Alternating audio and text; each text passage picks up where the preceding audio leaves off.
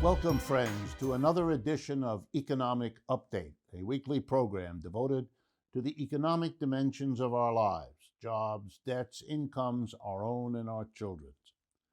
I'm your host, Richard Wolff. Today's program is about the decline of US capitalism, and I mean that seriously in a way that I haven't before, even though I've mentioned the idea. What do I mean by the decline of US capitalism? Well, I mean that there are signs that could be read, and I believe should be read, as symptoms of that decline. That we were finished just now choosing between Donald Trump and Joe Biden, as if those were the best this system could do at a moment of crisis, which would be a stretch. I think most of you would agree. That we have failed to deal with a public health emergency on a scale that would embarrass any country. But for one of the richest countries in the world to have made such a mess at its own peril and at the cost now of almost 250,000 people dying, that's a sign that the footprint of the United States in the world economy is really less than it was 10 years ago, and even less than what it was 20 years ago. That's a sign of something. And I think more and more Americans recognize it, that American dream we thought was our heritage is now out of reach of the vast majority of people, that the standard of living is threatened at every turn, that we have 1 million less people producing public services in this country than we did in February of this year. At a time when we need public services more than ever, we have less than there are too many signs, and I think they point to something that we can and should call the decline of American capitalism. Well, some of you may wonder, how could we talk about decline? Isn't the United States extremely powerful these days? Yes, it is extremely powerful, but that's not really relevant. Let me remind you. Feudalism came into the world around 500, 600 AD, at least into the European part of the world. And it lasted 1,000 years. And at the end of feudalism, just before it died, was its time of greatest power. Those absolute monarchies, Louis the 14th or Louis the 16th or the Austro-Hungarian Empire or the British Empire, those were at the end.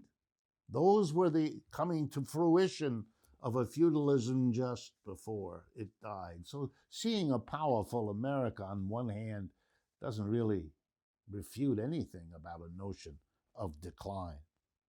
What about warfare? We haven't won the war in Afghanistan, not even close. And we haven't won the war in Iraq either.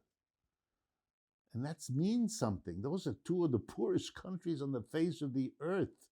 And they've been able, those that were the enemies of the United States, to stay in large part controlling their territories. That means something. And we know economically that we now have a real competitor in the People's Republic of China that has been gaining on the United States for 30 years. I could go on, but I think the case for decline might be better made if I talk to you about something that's true of all economic systems in any country where they have arisen and developed over time and then died. That's the pattern, folks, of every economic system in every country. It's born out of something else. It emerges and develops and changes over time, and then it passes away. And there is no reason, and there never was, why capitalism in the United States should display any different pattern from all the others. So let's review, and let's begin by talking about US capitalism's beginnings. Well, here in the United States, we didn't always have capitalism. You all know that. We had tribal societies here, what we call the Native Americans, who lived in kinds of arrangements that didn't include hiring and firing people, no wage labor, no capitalist, no profit, none of it. Native Americans lived in completely different ways. So how did capitalism come here? How was it born?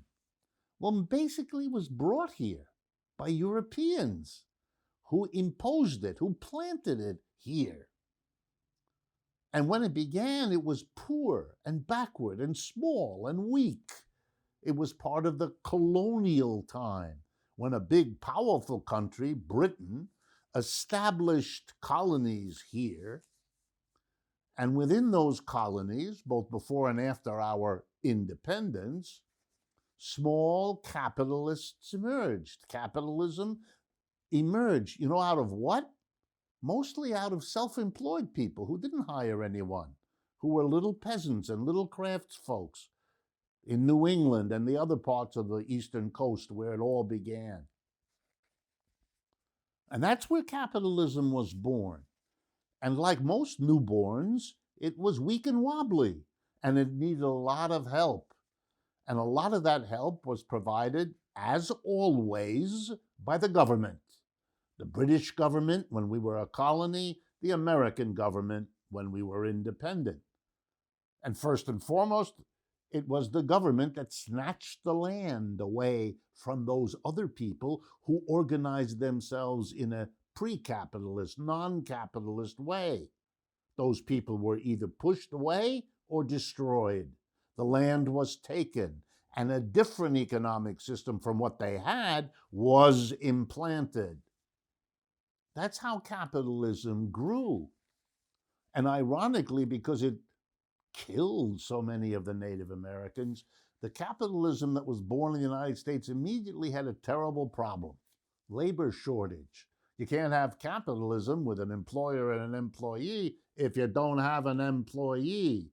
And the Native Americans weren't about to be employees for a whole host of reasons. They didn't want it, and the colonists arriving didn't trust them and often killed them. So how'd you solve the problem? You brought wave after wave of immigrant to this country to be the employees. You had to have that, otherwise they wouldn't have lived a capitalist system here. And you had to solve the problem of how could you make this capitalism work, not just needing labor, but you needed a market. What would you produce? And to whom would you sell it? And yeah, you could sell a little bit to each other, but you couldn't get a successful, let alone a rich capitalism going like that. And they hit upon a solution. The British, of course, because they ran the show, they needed something. Why? Because the biggest industry in England at the beginning of the United States was cotton textiles. That's what made the British Empire the powerhouse that it was. But cotton doesn't grow in England. It's too cold. It's too rocky. It's too wet. They had to find a place to grow the cotton, to buy the cotton, to bring it to England, to make the textiles that made the British Empire. And that's where the United States came in. In the South, you can grow cotton and sell it to England. That gives you something to sell to make money, good money, because the British would buy it because it was within their empire. You lacked nothing except one thing: labor again. So how'd you solve the problem? The government got to work and created a safe way to bring masses of people by taking over military strength, snatching African Americans, Africans then, African Americans now, and bringing them over by force and making them work in the cotton fields by force and threat and intimidation and oppression and all the rest of it, with a system of government to enforce it, to enforce slavery, to bring back the runaway slave, to require. You get the picture? Capitalism develops at every step with reliance on the power of the government. But it works. It produces a wealthy United States capitalism. And as it grows, it doesn't want to be under the control of the English because they tax you and they snatch away parts of it and they monopolize what you're selling and give you a crappy price. So you break away in an independence war. Now you can be more your own master. That's a military battle fought by the government to fight against the British, to give you the space to grow. Yeah, the government helps you develop capitalism. And then it grows, and the British are angry. You know what they accuse Americans? Stealing British technology, stealing intellectual development from Britain, which of course they did. They had learned in England. They came from England. You know, it reminds me of the charges against the People's Republic of China coming from the United States, which literally reproduce what the British said about the United States a little while earlier. It makes no difference. That kind of information passes, and you can't stop it. The British couldn't stop the Americans from copying and developing from those copies, and we can't stop the Chinese any better than we stopped the Japanese before them, etc. And capitalism grew in America. And as it grew, it outgrew its own parent, as children often do. We became bigger and richer than the British. But there was another country doing it at the same time, Germany. And toward the end of the 19th century, American capitalism ascending, British capitalism threatened, German capitalism ascending, and it exploded in two world wars, World Wars I and II, that were, whatever else they were, a fight between the Americans, the British, and the Germans. And the Americans allied with the British to destroy the Germans. They had to do it twice to settle the matter. And by 1945, the end of World War II, the United States had emerged dominant, having destroyed both its parent, the British economy, by outmaneuvering it, and the Germans by physical destruction. And the United States capitalism, born, evolved over time, maneuvered, becomes the dominant capitalism of the world. After 1945, already a little bit after World War I, but really settling it after World War II, we are the dominant capital. We've really reached our peak. And the peak lasts for a while, as peaks often do. From roughly 1945 to roughly now, it's half a century, not bad.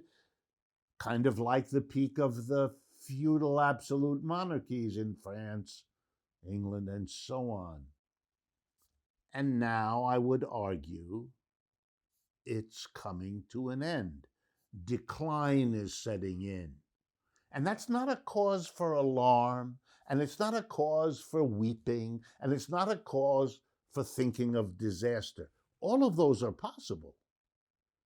But if we're aware of the process and can think about it, we have a better chance of managing it. And in the second half of today's program, I'm going to talk about what that decline involves and how we might manage it. We've come to the end of the first part of today's show. Before we go on, I want to remind you that we've recently published my third book with Democracy at Work. It's called The Sickness is the System: When Capitalism Fails to Save Us from Pandemics or Itself. It's a compilation of essays that aims to explain why the real sickness is our system more than it is COVID. You can get your copy at democracyatwork.info/books. I want to also thank our Patreon community for their ongoing and invaluable support. It helps make this show possible. And if you haven't already done so, please take a look at us at patreon.com/economic update. Sign up today for all of the services available there. Please stay with us. We'll be right back.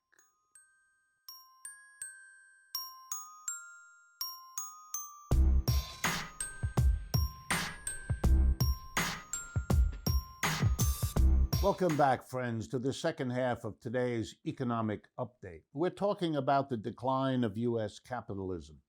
And you know, once you understand that that's a framework for analysis, you then, of course, begin to see all of the earlier signs.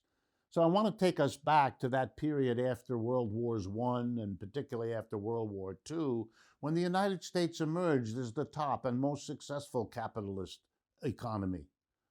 From being born in that situation we talked about, to growth, to development, and then to dominance over the last almost century, certainly more than half a century.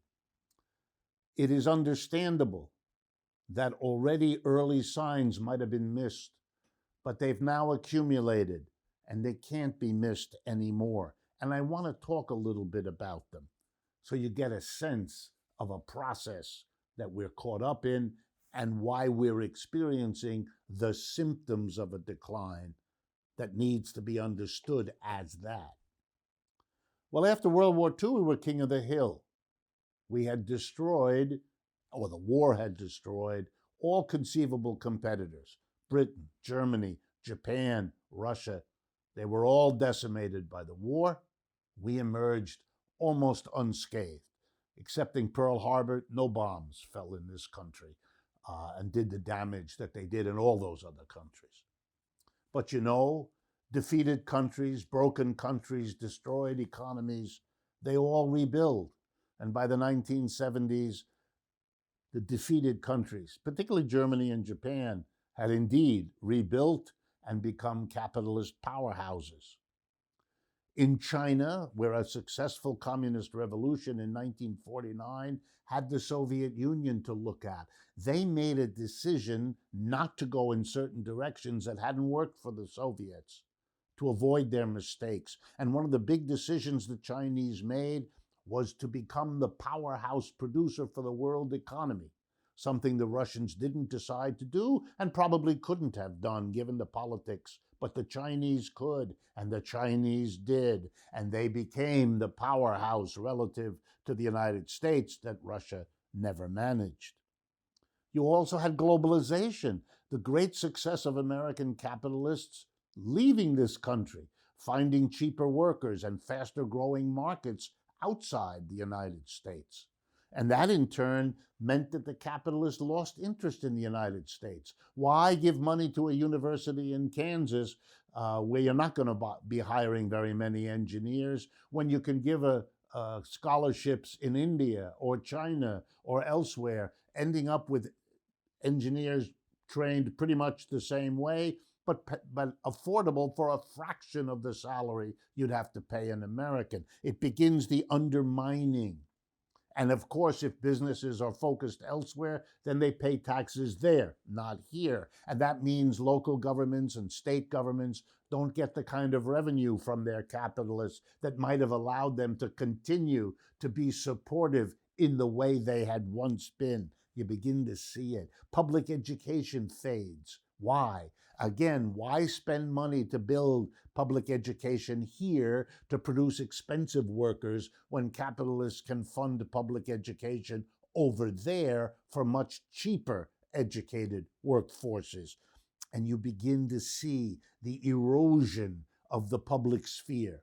And that's one of the reasons why we have had even more symptoms of decline as this process accumulates.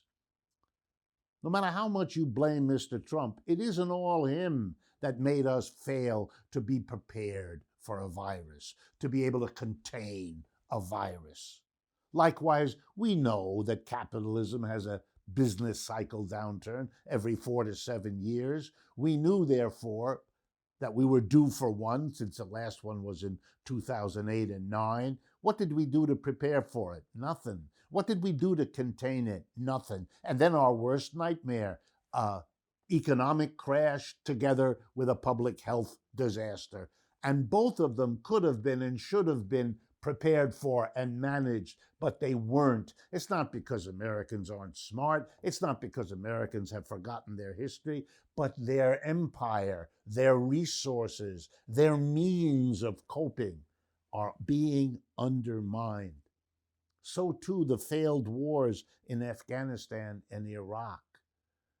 The impotence in the face of Venezuela and Bolivia that we would have in the past brushed aside and replaced with governments more favorable can't do it anymore.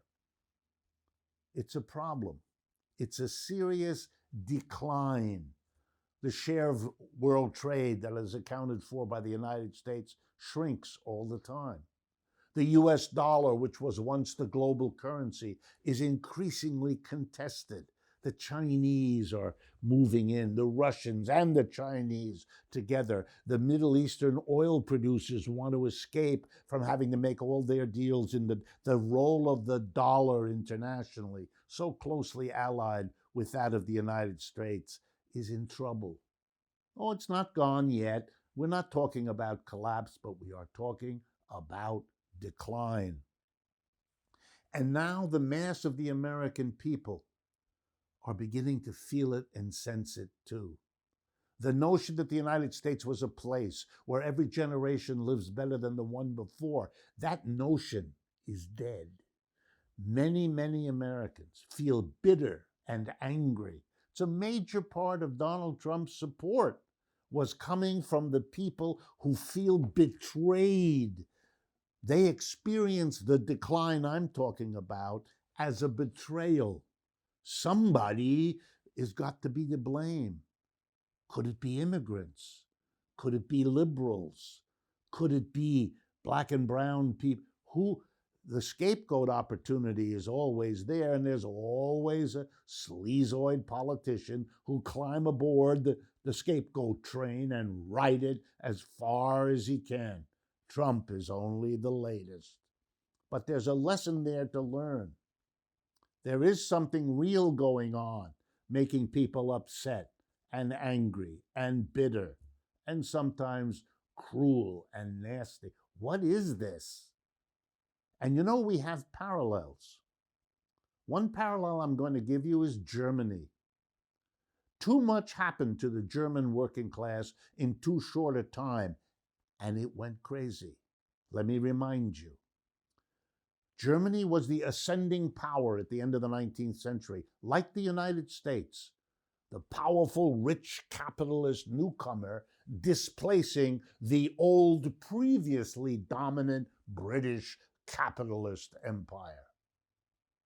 And the Germans were successful, like the Americans, and began to really believe in themselves, like the Americans, and to imagine that they had a bright future, like the Americans.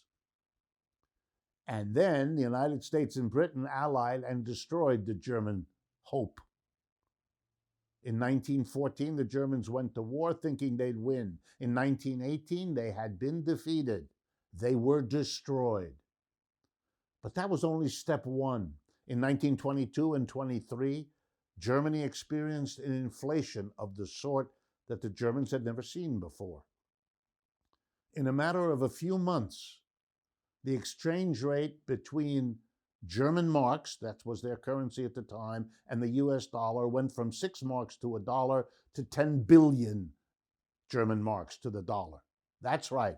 People were paid twice a day, ran home and gave their wives or husbands the pay in a bag of bills, and they ran to the store to spend them, because if they didn't spend them within an hour, they'd be worthless later that afternoon.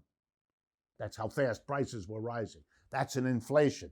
Americans haven't seen it yet.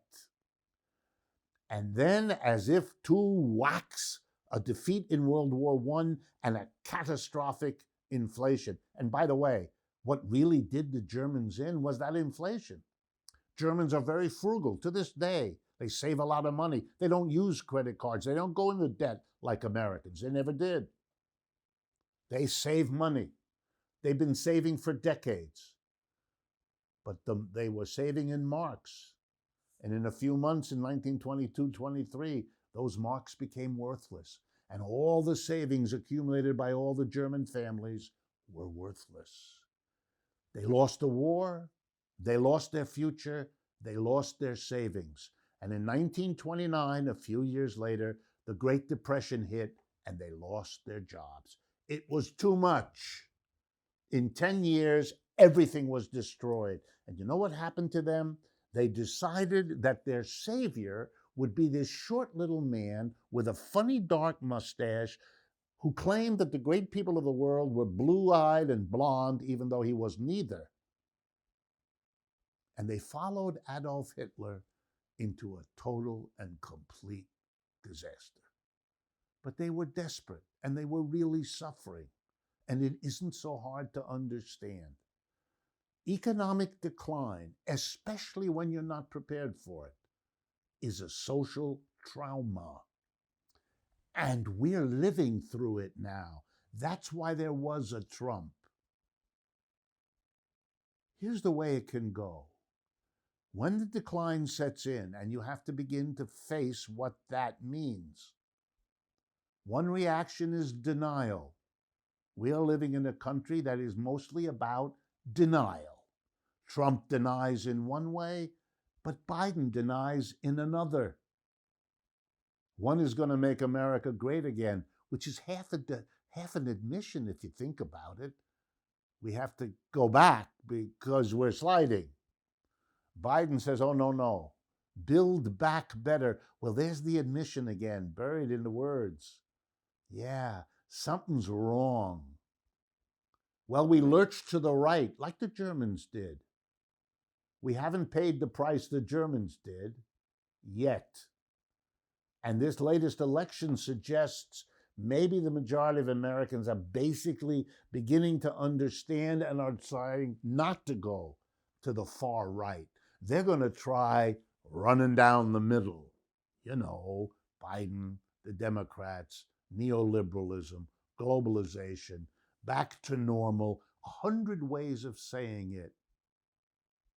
But now here's a hopeful way to end this story.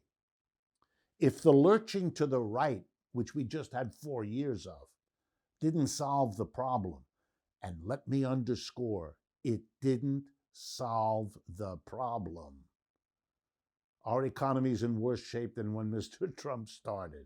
Our global position is poorer than when Mr. Trump started. Our public health is a disaster. Our economic future looks grim. Yeah, he didn't solve the problem of decline.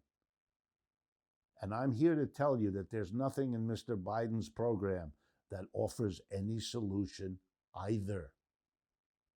No question which is the better way to go. But if you're looking for a solution, if you're aware that we have a decline, then you will not find a solution in Mr. Biden either. It's as much of a prediction as I will make. But the good news, the silver lining in a cloudy spectrum of options, what we haven't tried in the United States is to go to the left, to be progressive, to do things that we have done that have worked in the past. The last time the United States faced decline, it was the collapse after 1929, when the roaring 20s gave us the depressed 30s. And in that moment, the American people rose up and they went left, creating Social Security, unemployment compensation, a federal jobs program, a minimum wage. And that got us out of the Depression pretty well, not alone, but pretty well. And it was a better way to go. And that's my message to you. You can handle a decline. We're a rich country, but you have to be ready to admit it in order to solve it. It's a little bit like AA. You have to admit you have a problem as your first step in solving it. We are a declining economic power, and that either gets faced and managed in a humane way, or it drives us crazy into political and moral dead ends. Thank you for your attention. I look forward to speaking with you again next week.